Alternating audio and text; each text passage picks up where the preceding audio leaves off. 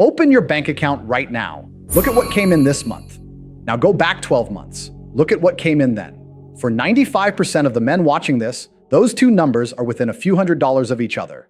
Not because the economy did not change, not because opportunities did not exist, not because you did not work, because the number is not being determined by any of those things. The average American income sits between $32,000 and $54,000 a year. It has hovered in that range, adjusted for inflation, for decades. That is not an accident. That is a bandwidth. And the question no one is asking is why that bandwidth exists. Not in the economy, in the man. You have felt it. You have a month where things move, a project comes in, a deal closes, something shifts, and the number is higher than it has been in a while, and then something else happens. An expense appears, a deal falls through, something you did not plan for takes the number back down, and you end the year more or less where you started it. You have told yourself it is the market, the timing, the wrong clients, the economy. You have made changes, different service, different niche, different pricing, and the income lands in the same place. This is not failure. This is a system working exactly as designed. The problem is that you did not design it. Someone else did, something else did, and it has been running without your knowledge or your consent ever since. The bandwidth is not in your industry. Consider this.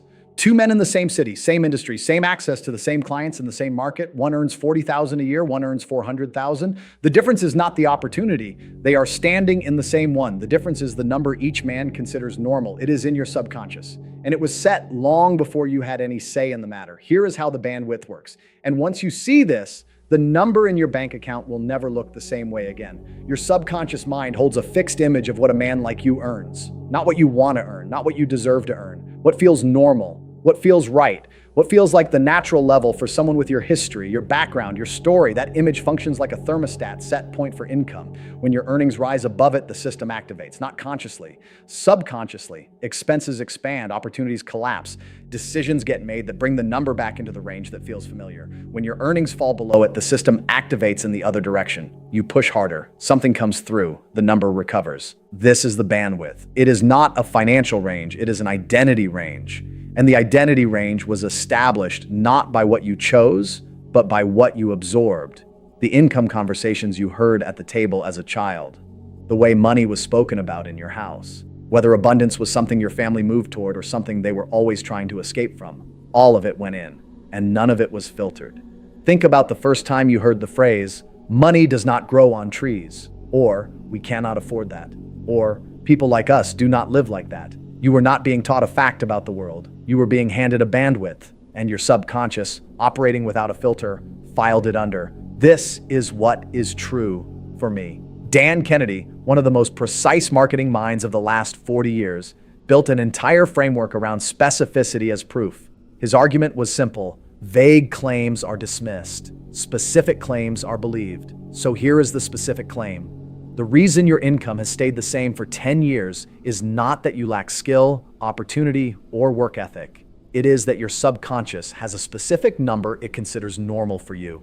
And until that number is updated at the identity level, every strategy, every tactic, every new offer will be unconsciously managed back into the bandwidth you are already running. Scarcity is not a financial condition. It is a subconscious frequency, and you have been broadcasting it for years without knowing the transmitter was on. As you sit with this, you begin to see your own financial history through a completely different frame. This mechanism has been understood and deliberately worked with by the men who built the largest fortunes in recorded history, not as theory, as practice. John D. Rockefeller. Rockefeller became the wealthiest private individual in modern history. His peak net worth, adjusted for today, is estimated between $300 and $400 billion.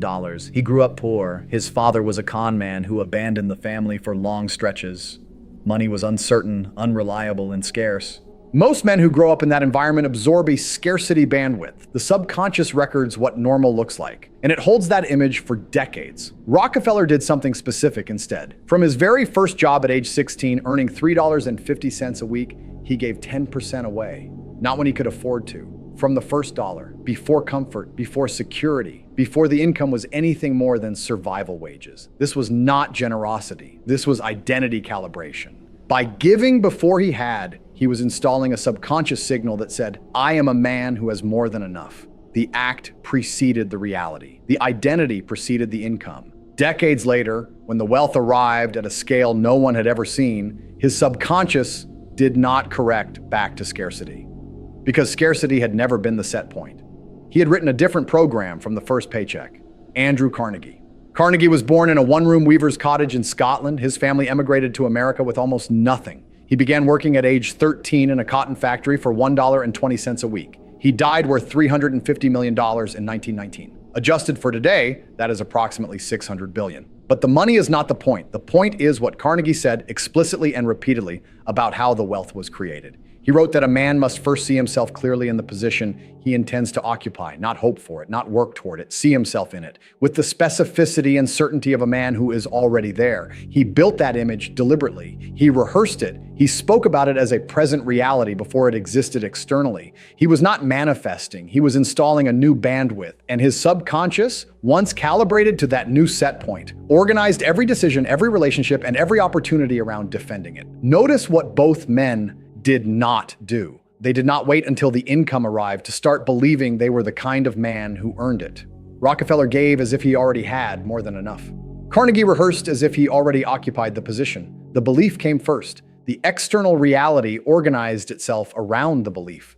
This is not the exception to how wealth is built. It is the rule. The men who waited for the money before they updated the identity are the men who ended the year where they started it. Two men, born with nothing. Both understood the same thing. The income follows the identity, never the other way around. So how do you actually change the bandwidth? Not the income, the bandwidth. Because the income is a symptom. The bandwidth is the cause. The subconscious updates its set point through two inputs only. Repeated experience. And repeated experience that is vivid enough, emotionally charged enough, that the subconscious cannot distinguish it from something that actually happened. This is the same mechanism Joseph Murphy documented, the same mechanism the Spartan Agoge used to rebuild boys into soldiers, the same mechanism Rockefeller activated with his first tithe, and Carnegie activated with his daily rehearsal. The medium changes, the mechanism does not. There is a reason this feels uncomfortable to hear, because if the bandwidth is the cause, then every year the number stayed the same was a year the identity stayed the same. That is not a pleasant thought, but it is a precise one. And precision is the only thing that actually solves the problem. Vague discomfort produces vague change. Precise diagnosis produces precise action. You now have the precise diagnosis. What you do with it determines which side of the 95% you end up on. Here's the practice. You identify the specific income figure that represents the next bandwidth, not a fantasy number, the next real level, the number that would feel like a stretch but not a lie. You write a description of what a normal month at that income level looks and feels like, not the peak month, the average month, what comes in, what goes out, what the work looks like, what you do with the excess. You read it, you feel it. You do this at the threshold moments Murphy identified, just before sleep, just after waking, when the conscious filter is lowest and the subconscious is most receptive. You repeat it until the new number stops feeling like aspiration and starts feeling like memory. And then the thermostat recalibrates, not all at once, gradually, but in one direction. Opportunities that were always present begin to register. Decisions that previously steered you back into the old bandwidth begin to feel wrong instead of safe. The system that was managing you downward begins managing you upward. Imagine 12 months from now. You look at your bank account. The number is different, not because the market changed, not because you got lucky, because the bandwidth changed. And this time, when the number rises, nothing in you pulls it back down, because the set point is already there, already holding. The income is catching up to the identity, not the other way around. 95% of men will watch this and go back to the same number, not because they lack intelligence, not because the information was not clear, because the bandwidth did not change. And without changing the bandwidth, the information has nowhere to land. Rockefeller gave before he had. Carnegie saw himself there before he arrived. Both understood that the subconscious does not respond to effort, it responds to identity. Your income is not a reflection of your effort, it is a reflection of your identity. Change the identity. The income has no choice but to follow.